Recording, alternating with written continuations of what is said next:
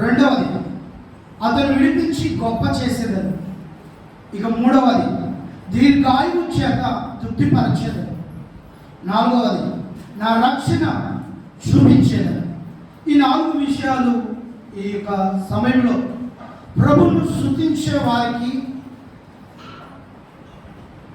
ఆయన తోడుంటే ఈ 4 విషయాల్లో ఆయన ఎలా మనల్ని కాపాడుతాడో నేను ఈ సమయంలో ఈ వర్తమానాన్ని ముందుకు తీసుకెళ్లాలని ఆశపడుతున్నాను. గమనించండి పేదోని బిడ్డలారా, అన్నీ కలిగి ఉండి ప్రభు గుడికి వచ్చి ప్రభును ఆరాధిస్తుంటారు కదండి, వారికి నేను ఈ అద్భుతాలు చేస్తానని చెప్పబడలే వాక్యంలో. అన్నీ కోల్పోయి ఏమీ లేక నిరుత్సాహంతో మొరపెడుతున్న వారికి ఆయన చెప్పే మాటలు ఇక్కడ రాయబడి ఉన్నాయి. ఏంటి ఆ మాట అంటే, శ్రమలో నేను తోడుంటాను.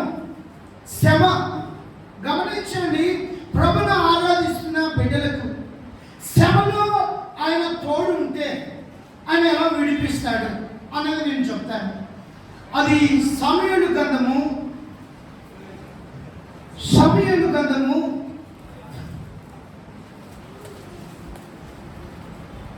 1 సమూయేలు గ్రంథము 18వ అధ్యాయము 12వ వాక్యము.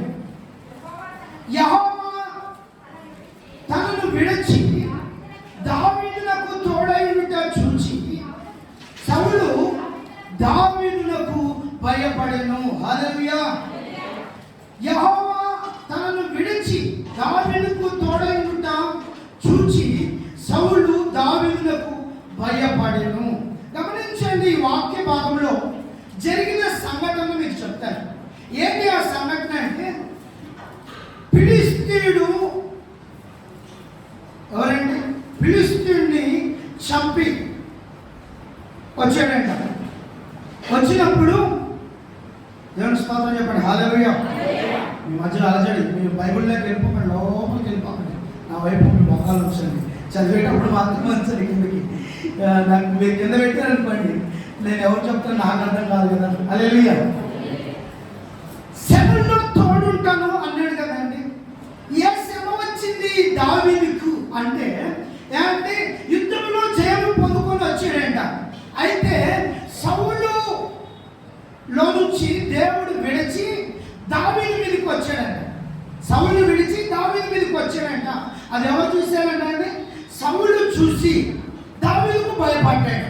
ఇప్పుడు భయపడిన వాడు ఉట్టువదల్లా ఏం చేశాడంటే, బాబు దావీదు, నీకు నా కుమార్తెను ఇస్తాను రా, ఎందుకంటే నువ్వు ఫిలిష్తీయులను చంపావు, అంత పెద్దది గొలియాతును చంపావు, నీ కీర్తి వ్యాపిస్తుంది, వేల కొలది సుతులు చంపిన ప్రజలు కనుక నా బిడ్డ నీకు ఇస్తాను రా అని చెప్పాడంట. కపటోపాయంతో.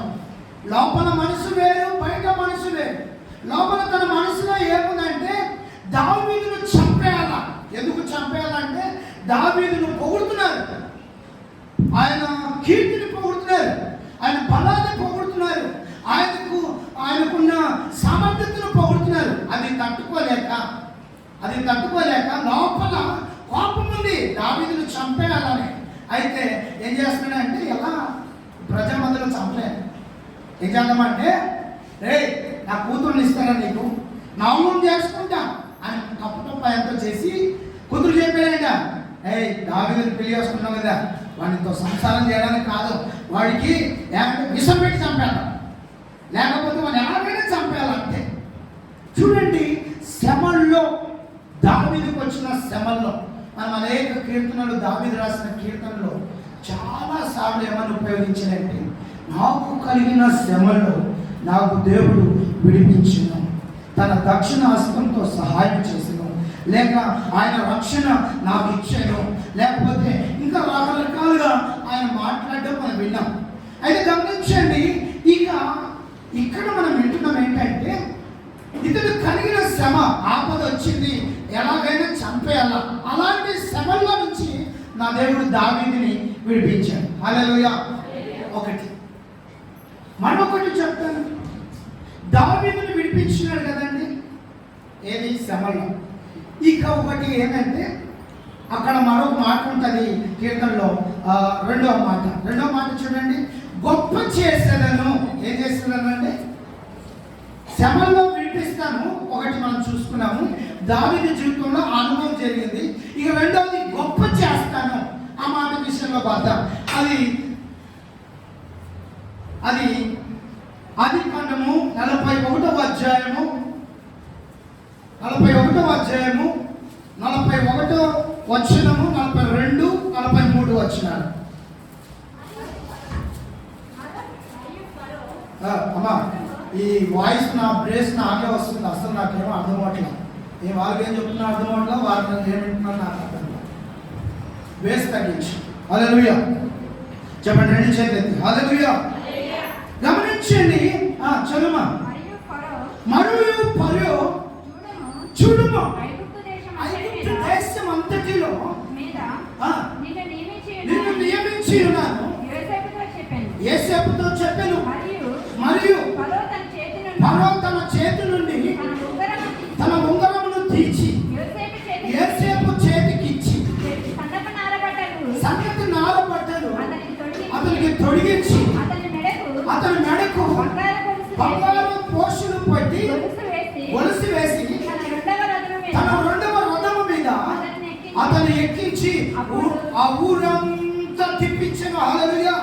గమనించండి, ఎవరితను ఏ సందర్భంలో నుంచి ఈ మాట రాయబడిందంటే, ఇతడు యోసేపు తెలుసు కదండి. యోసేపు తన అన్నలకు కలబడితే కలభాగం చెప్పినందుకు అన్నలు అసహించుకొని, అరే ఈ కలపిచ్చోని చంపేయాలా అని గోతులు వేసి అంటే తండ్రికి చచ్చిపోయినట్టుగా ఆ వార్తను అందించి మనిషి బతుకుండగానే చంపేశారు.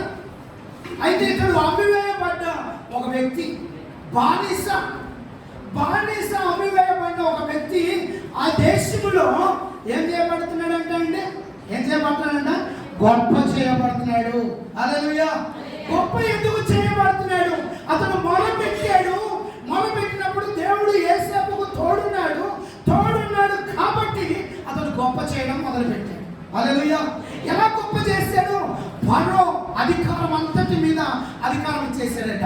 ఉంగరం తీసి, రాజ ఉంగరం తీసి ఎవరికి ఇచ్చాడంట? యోసేపుకి ఇచ్చాడంట. అంత మాత్రంతో వదల్లా, సన్న నార బట్టలు తెప్పించి వేయించాడు, రాజ వస్త్రాలు ధరింపజేశాడు. అంత మాత్రంతో వదిలేలా ఒక నక్లీస్ తీసుకొని వచ్చి ఆ నక్లీస్ అంటే అందరు చూస్తుండగా ఆ గొలుసు ధరింపజేసి అంతటా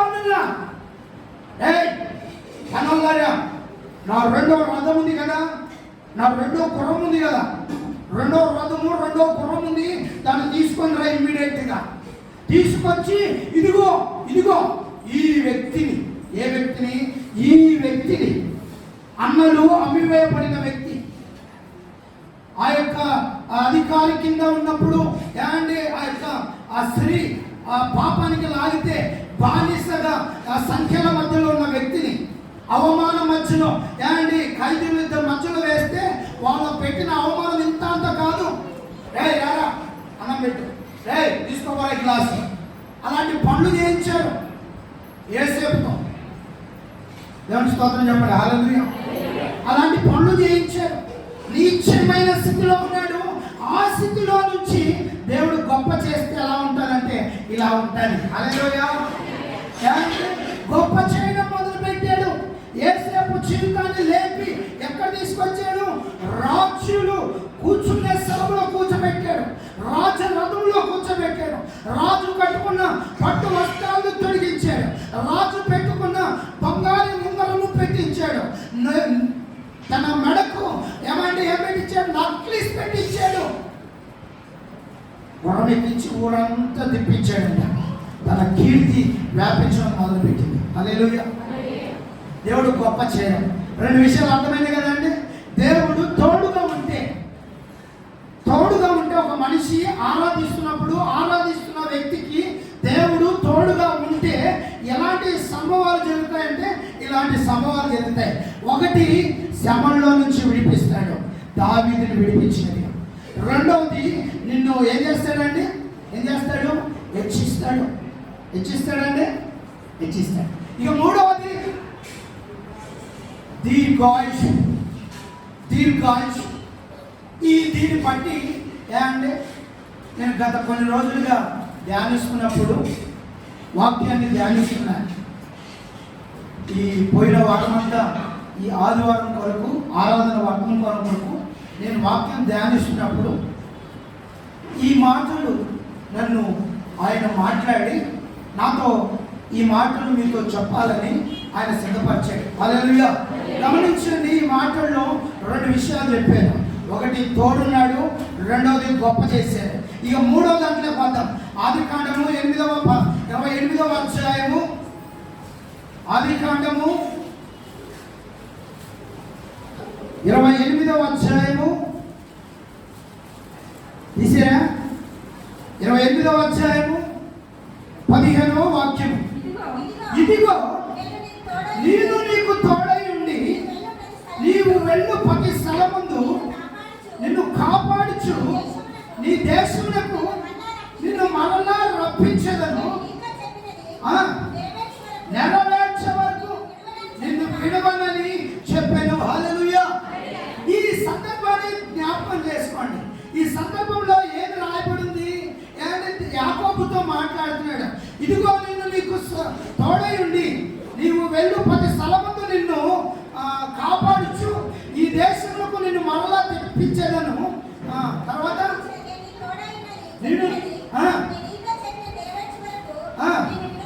నిన్ను విడవను అని చెప్పింది. ఇప్పుడు ఏ సందర్భంలో ఈ మాట రాయబడదో చెప్తాను, అది కూడా చెప్తాను. ఈ సందర్భం ఏంటంటే యాసావు ఈ యాకోబు ఇద్దరు అన్నదమ్ములు ఒకటే ఇంట్లో ఉన్నారు. యాకోబు ఇంటి పట్లనే ఉంటాడు.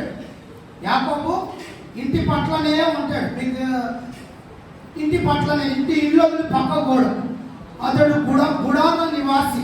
అర్థమైందంటే యాకోబు గుడార నివాసి అంటే గుడారంలోనే ఉండేవాడు, ఎప్పుడు బయటకు వెళ్ళేవాడు కాదు. ఏసావు దేశ తిమ్మరి, ఎప్పుడు తిరుగుతూనే ఉంటాడు, రక్త పిశాసి. హల్లెలూయా. ఎందుకు మాట్లాడుతూ తెలుసా అండి? అతడు వేటాడేవాడు. హల్లెలూయా. రోజు వెళ్తాడా అండ్ అడవికి వెళ్తాడా, ఇదిగో అమ్ముడు తీసుకొని వెళ్తాడా, ఇదిగో వెళ్ళి ఏ జిముకను చంపేస్తాడు. చంపి దాని రక్తాన్ని ఉడికిస్తాడు. దాన్ని అడవిలో కోసి వండుకొని తిని ఏదైనా మిగిలితే తిరిగి ఇంటికి వేస్తాడు. అండ్ జిముకను వేటాడతాడు, దాన్ని చంపుతాడు, దాన్ని రక్తం తిరిగి వస్తాడు, దాన్ని అక్కడే వండుకొని తిని ఇంటికి వస్తాడు. తినిపోతాడు దేశం మరి. హల్లెలూయా. గమనించండి, ఈ ఏసావు రక్త పిశాసి. అయితే ఈ యాసావు లేని రోజు ఏం చేస్తాడంటే తల్లి ఒక మాట విన్నది. ఏ మాట అంటే, ఏసావు ఈరోజు నువ్వు వేటాడు తీసుకున్నారా మాంసాన్ని, ఈరోజు నేను తిని నేను చావకు మునిపి నిన్ను దీవిస్తాను, నిన్ను దీవించి నేను చచ్చిపోతా, కనుక పెద్ద కుమారుడా నువ్వు వెళ్ళి వేటాడు తీసుకున్నారా అని చెప్తే ఈ మాట కాస్త ఇంటి పట్ల ఉన్న తన తల్లి విన్నది. ఇది అదేంటి, వీడు రక్త పిశాసి, వీడు దేశ దిమ్మని, వీరికి రావడం ఏంటి దివెళ్ళు? లేదు, వాడు ఇంటి పట్లే ఉంటాడు, వాడు గుడార నివాసి, వానికి రావాలా దీవెళ్ళు?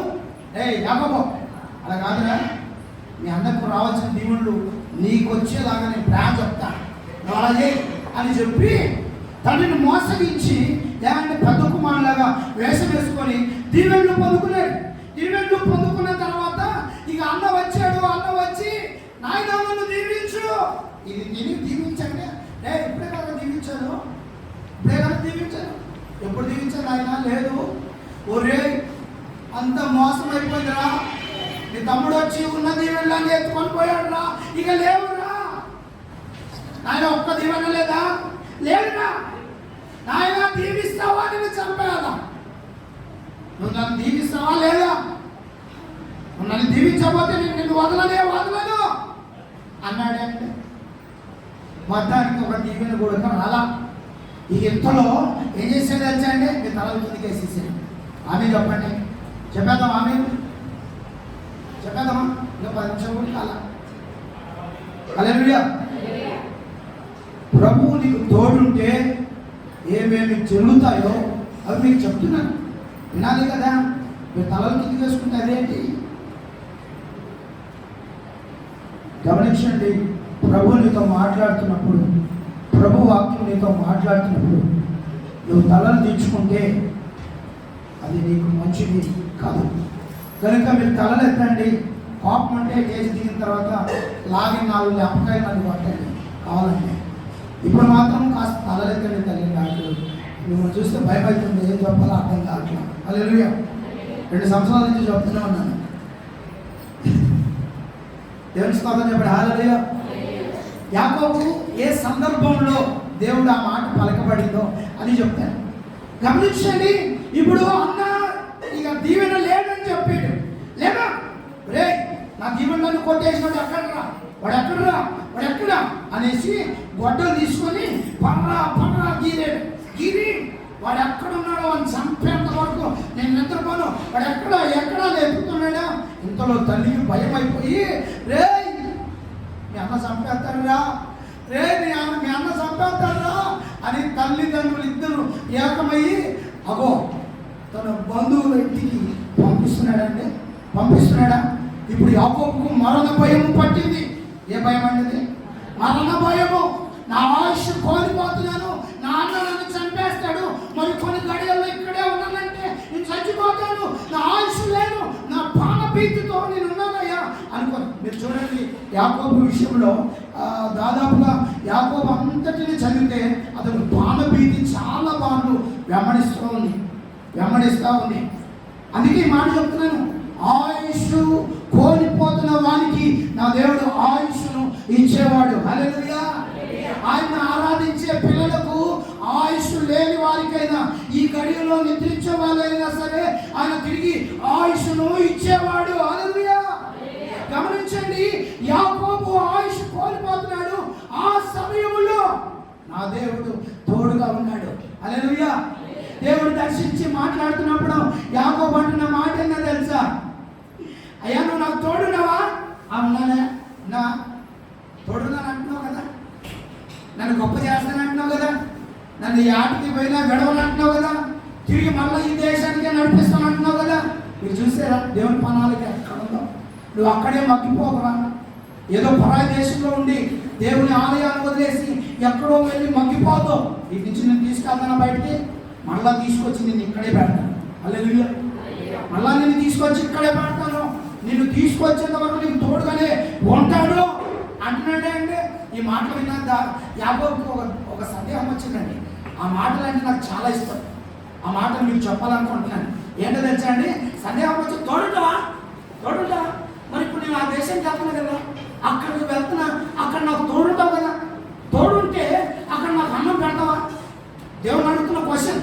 నాకు అక్కడ తోడుంటావు కదా, నాకు అన్నం పెడతావా? కట్టుకోవడానికి వస్త్రాలు ఇస్తావా? తిరిగి ఆయన అడిగే క్వశ్చన్ చూడండి. అక్కడ నాకు చాలా ఇష్టమైన మాట అది. నేను ఈ మాటలు చదివేటప్పుడు, ఇందులో చదివేటప్పుడు ఒకసారి బాగా ఆలోచించాను. యాకోబు ఎందుకు ఈ మాటలు అడిగాడు? దేవుడు నేను తోడుంటానయ్యా, నేను వెళ్ళాలని తోడుకుంటాను, తిరిగి మళ్ళీ ఇక్కడికి తెస్తానన్నాడా, ఈ మాటలు ఎందుకు పలికాడు అనే ఆలోచన వచ్చింది.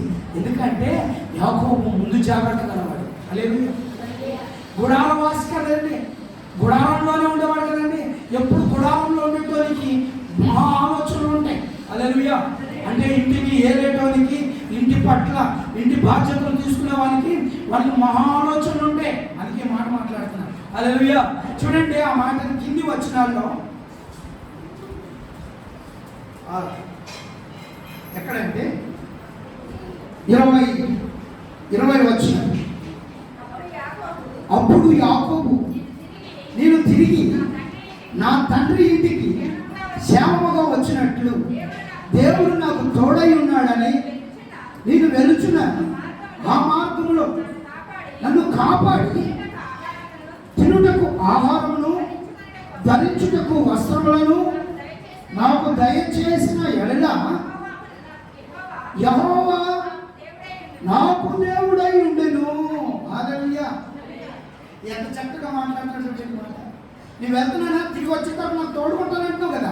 వెళ్తున్న ప్రాంతంలో నాకేం అవసరము? ఈ ప్రాణాన్ని కాపాడుకోవాలంటే, ఈ దేహాన్ని కాపాడుకోవాలంటే ఏంటండి, మనకు 2 ఉన్నాయి కదండి. ఒకటి శరీరము, రెండవది ఆత్మ. ఈ రెండు ఉన్నాయి కదా. ఒకటి నువ్వు ఆత్మను కాపాడుతానంటున్నావు, తిరిగి రప్పిస్తానంటున్నావు. అయితే నా దేహాన్ని కూడా కాపాడుకోవాలి కదా. అయితే ఈ దేహానికి అన్నం పెడతావా, ఈ దేహానికి వస్త్రాలు ఇస్తావా అని అడుగుతున్నాడు. హల్లెలూయా. ప్రభును ఆరాధించే బిడ్డలకు ఏమండి ఈ రెండుంటే చాలండి. ఒకటి తిండి, రెండవది వస్త్రాలు. ఈ రెండుంటే చాలు కదండి. హల్లెలూయా. రెండుంటే చాలా చాలా వద్దా. 119వ కీర్తన 71వ వచనం.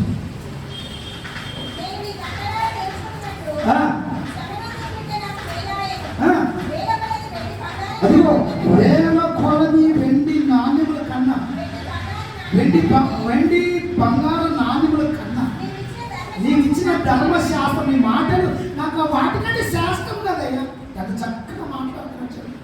హల్లెలూయా. వేల కొలది వెండి బంగారు నాణ్యముల కన్నా దేవుని మాట మనకుంటే చాలు. అంతేనంట కాదంట. భక్తులకు, ఈ రోజుల్లో ఉన్న భక్తులకు ఇది ఉంటే చాలండి. దీనికంటే ఏమైనా కావాలి? ఇంకా శాస్త్రమైంది. వెండి బంగారాలు క్షయమైపోతాయి. అంతేనంట కాదంటరా. దేవుడు అన్నాడు, యావొక్క ధనము చినిపోయిన సంచులో పడిపోయినట్టుగా పడిపోతే అయితే పరలోకంలో దాచుకో నువ్వు అంటున్నాడు కదండి.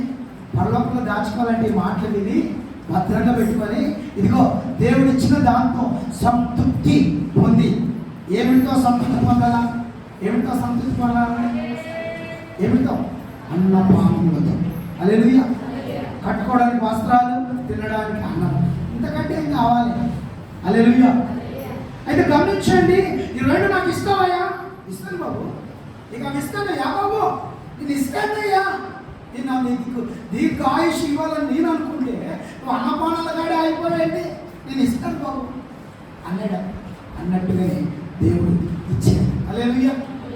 ఇచ్చాడు కదండి. 3 విషయాలు అయిపోయాయి కదండి. మన 4వ విషయం ఏంటి? రక్షణ. రక్షణ రక్షణ అన్నది ప్రాముఖ్యం. రక్షణ అన్నది విలువైనది. రక్షణ అన్నది అమూల్యమైనది. బైబిల్లో రాయబడిన ఒక స్థలంలో ఇంత గొప్ప రక్షణను మానవుడు నిర్లక్ష్యం చేసుకున్న ఎలాగూ తప్పించుకోగలడు. అది ఎంత గొప్ప రక్షణ! ఇంత గొప్ప రక్షణ. భూమి ఆకాశము ఎంత ఎత్తుందో నాకు తెలియదు, కానీ దానికంటే విలువైనది రక్షణ. హల్లెలూయా. ప్రభు రక్తం ఇచ్చి ఆ రక్షణను భూమి మీదకి తెచ్చాడు. ఆ రక్షణ మీకు ఇస్తాను. హల్లెలూయా.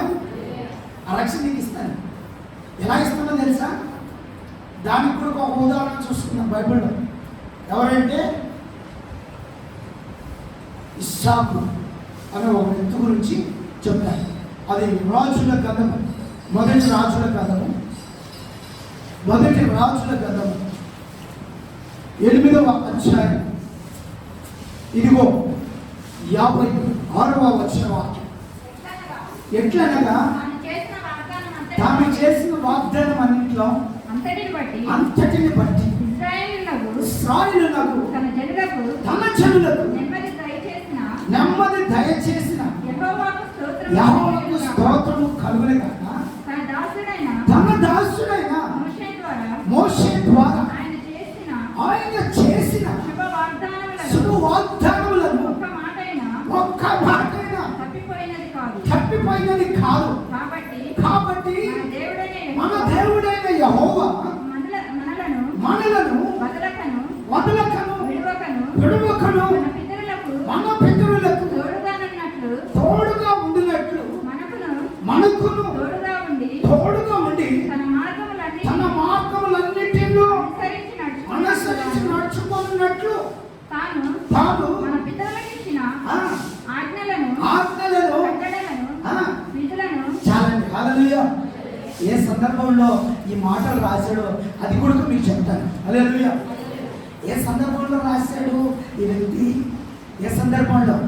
దేవుడు జ్ఞానతి అనగా జ్ఞానము పొందుకున్న తర్వాత ఇదిగో దైవ మందిరంలో, దేవుని ఆలయంలో మొరపెడుతున్నాడు. అయ్యా, ఈ ప్రజలను నేను పాలించలేనయ్యా, అయ్యా నేను చిన్న బాలున్నాయా అయ్యా, నేను ఎలా వీరిని పాలించాలా, వీరిని పాలించాలంటే నాకు అంత జ్ఞానం లేదయ్యా బాబు, అంత జ్ఞానం లేదు, దయచేసి నాకు జ్ఞానమును ప్రసాదించు అని దేవుడు జ్ఞానమును ప్రసాదించేటప్పుడు మాట్లాడిన మాటలు. హల్లెలూయా. ఏమని మాట్లాడుతున్నాడు? ఇశ్రాయేలు మోషే ద్వారా చెప్పబడినాయంట, వాగ్దానం చేయి చెప్పబడింది. ఇదిగో మరి ఐగుప్తు నుంచి నడుస్తున్నారా, అదో రైలు ఉన్నది అనే ఒక ప్రాంతానికి వచ్చారు. ఎర్ర సముద్రము అంటారు దాన్ని. ఇదిగో ఆ ప్రాంతానికి వచ్చారా, అక్కడ అక్కడ అక్కడ దేవుడు మోషే నువ్వు ఊరికే నిలబడి చూడయ్యా, నేను ఇశ్రాయేలుకు వాగ్దానం చేశాను కదా, నేను వాగ్దానం చేశాను కదా, ఊరికే నిలబడి చూడు, ఇదిగో నీ కర్రెత్తావు చాలు, కర్రెత్తావు 2 పాయలైందా, ఇదిగో అందులో నడుచుకుంటూ వెళ్తున్నారా, అప్పుడు ఇచ్చారంట రక్షణ. హల్లెలూయా. ఎప్పుడు ఇచ్చారంటే ఎప్పుడు ఇచ్చారంట రక్షణ? అదిగో ఆ రైలు ఉన్నది, ఆ ఎర్ర సముద్రంలో ప్రజలు నడుస్తూ వెళ్తున్నారా, అప్పుడు ఇచ్చాడు రక్షణ. ఆ మార్గంలో రక్షించాడు కదండి. ఆ మాట ఇక్కడ రాశాడు. ఇంకో మాట ఇక్కడ రాయడం తెలుసండి, శుభవాగ్దానం. ఏం వాగ్దానం అంటే? శుభవాగ్దానం. ఆ మాట వింటుంటే నాకు ఒకలాంటి ఆలోచన. శుభవాగ్దానము, శుభములు శుభములు శుభములు. నువ్వు నడిచే మార్గంలో నీవు రక్షణ పొందిన నాటి నుండి నువ్వు ఆత్మీయ మార్గంలో వెళ్తుంటే నీకు శుభ మార్గాలు. హల్లెలూయా. ఆ రోజు ఏంటి? ఆకాశము తెరవబడి అదిగో దేవదూత అలా వచ్చి, గాబ్రియేలు అనే దేవదూత అలా వచ్చి, మరియు నీకు శుభము కలుగునుగాక అని చెప్పబడింది అండి. వెంటనే తన జీవితము శుభవచనముగా మారిపోయింది. ఈ లోకములో దైవ ఆత్మను కన్న బిడ్డగా పేరు పొందింది. అంతటి శుభము ఆమె కలిగింది, అంతటి శుభం. ఇదిగోండి ఆకాశం మరలా తెరవబడిందా, అదిగో మరలా గాబ్రియేలు దూత అలా వచ్చిందా, అదిగో ఆ చీకట్లో మంటలో మంట వేసుకొని ఇదిగో కాపుకుంటూ కూర్చున్నారా ఆ గొల్లను. ఇదిగో గొల్లను భయపడి దిక్కున లేచి నిలబడగా ఒకటే మాట, ఇదిగో మీకు శుభము కలుగునుగాక, దావీదు పట్టణమందు నీ కొరకు రక్షకుడు పుట్టి ఉన్నాడు. ఆమె చెప్పండి హల్లెలూయా. ఇక్కడ చెప్పండి హల్లెలూయా, హల్లెలూయా. దేవుడు మానవాళికి రక్షణ ఇచ్చిన మార్గాలు అవి, శుభవచనాలు. ఈరోజు అదే మాట ఇక్కడ నేటి దినంలో ఈ ఆరాధనలో కూడుకున్న మీతో మాట్లాడుతున్నాడు నా దేవుడు. మీకు శుభవచన శుభ వాగ్దానము కలుగు ఉండును గాక. హల్లెలూయా. స్వతంత్రించుకోండి మా ఆమేనండి. కలుగును గాక అన్నప్పుడు ఆమేనన్నదా, అది కూడా తెలియకపోవడం. ఏంటమ్మా ఇది? దేవుని స్తోత్రం చెప్పండి హల్లెలూయా. ఎవరైనా ఇప్పుడు ఎజ్రా బైబిల్ గ్రంథాన్ని తెచ్చి కొన్ని ఒప్పందాలు చేశాడంట. ఏంటంటే మన పెద్దలు చెప్పాడు కదా, ఏంటంటే ఆన్లైన్లో మనకు నేర్పిస్తున్నాడు. ఏమని అంటే ఆమేన్. ఒక మాట పలుకుతున్నప్పుడు దానికి రిటర్న్ సమాధానం ఏం చెప్పాలి మీరు? ఆమేన్. ఇప్పుడు శుభవాగ్దానము మీకు కలుగునుగాక అన్నప్పుడు నువ్వేం చెప్పాలా? ఆమేన్ అనాలి.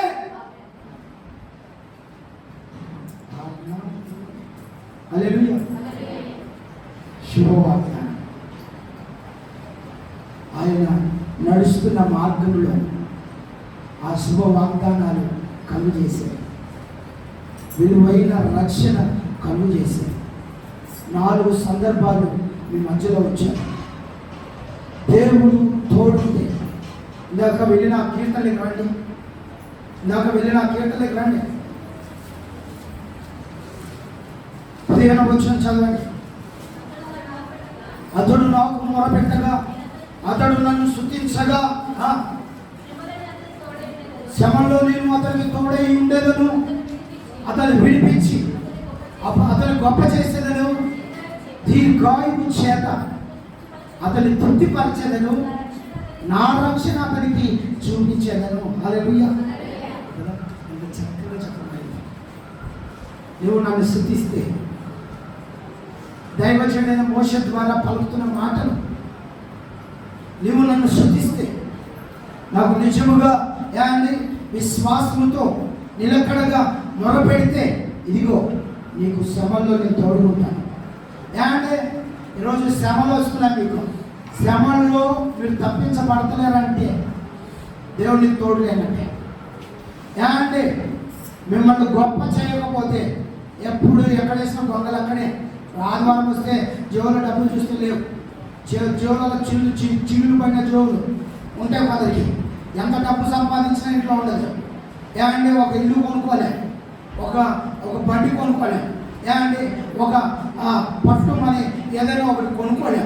అంటే కొనుక్కోకపోవడానికి కారణం ఏంటి అంటే దేవుడిని గొప్ప చేస్తలేడు. గొప్ప చేస్తలేడంటే అర్థం ఏంటి? దేవుడు నీకు తోడుగా లేడు. అయితే ఇంకోటి విషయము ఏంటండి, దీర్ఘాయువు. ఏమంటే కొందరు మధ్యలోనే పుట్టుకోమంటున్నారంటే కారణము దేవుడు తోడు లేడు. ఇక చివరి ఆఖరిది రక్షణ. ఇదిగో కొందరు ఆత్మీయ జీవితంలో రక్షణ మార్గంలో నడవకోకుండా పాపిష్టి మార్గంలో నడిచి ఏమండి ఆత్మీయకంగామో ఏమండి శరీరకంగామో అందంగా కనపడతారు, కానీ లోపల ఆత్మ మాత్రము కుళ్ళు కొట్టుపోతుంటుంది, కంపు కొట్టుపోతుంటుంది. కారణము వాళ్ళ ఆత్మలు చచ్చిపోయింటాయి. ఏమంటే అదనంటారు కాదంటారు. తెసలోని పత్రికల మాట ఉన్నది, ఆత్మను ఆర్పకుడి. ఆత్మను ఆర్పేమనుకోండి, ఆత్మను ఆర్పేసామనుకోండి అది చచ్చిపోయింది అనుకోండి ఏమవుతుంది? కంపు కొట్టిపోద్ది. నువ్వు మాట్లాడితే ఎదుటివానికి కంపు కొట్టిపోద్ది. గమనించండి పేదోడు కదా, ఈ గుణాలు మీకున్నాయా? దేవుడు నీకు తోడుకుంటే అందరూ కలిగి ఉన్నప్పుడు ఆరాధిస్తారు. నా దేవుడు ఇప్పుడు మనం మాట్లాడుకున్న మాటల్లో కలిగి ఉన్నప్పుడు ఆరాధించిన వారికి తోడుగా ఉన్నట్టుగా కనపడదు. అక్కడ ఎప్పుడు కనపడ్డదంటే అన్నీ కోల్పోయి నిరుత్సాహంలో వచ్చినప్పుడు దేవుడు తోడుగా ఉన్నాడంట. తోడుగా ఉంటే వాడు శ్రమంలో నుంచి తప్పింపబడ్డాడు, వాడికి ధనం వచ్చింది, వాడికి ఆయుష్ పెరిగింది, వాడికి రక్షణ మార్గంలో నడుస్తున్నాడు. శరీరకంగా బతుకున్నాడు, ఆత్మీయంగా బతుకున్నాడు. ఈ రోజుల్లో వీటిలో ఒకటి తప్పిపోయినా దేవుడు మనకు తోడుగా లేనట్టుగా. హల్లెలూయా. మరి మనకు తోడుగా ఉన్నాడా లేదా? ఈరోజు ఆరాధనకు వచ్చిన మీరు ఒకసారి ఆలోచించాలని ఈ మాటలు అతి జాగ్రత్తగా మీకు ప్రకటిస్తున్నాను. దేవుడు మనల్ని దీవించుగాక. ఒకరిద్దాం.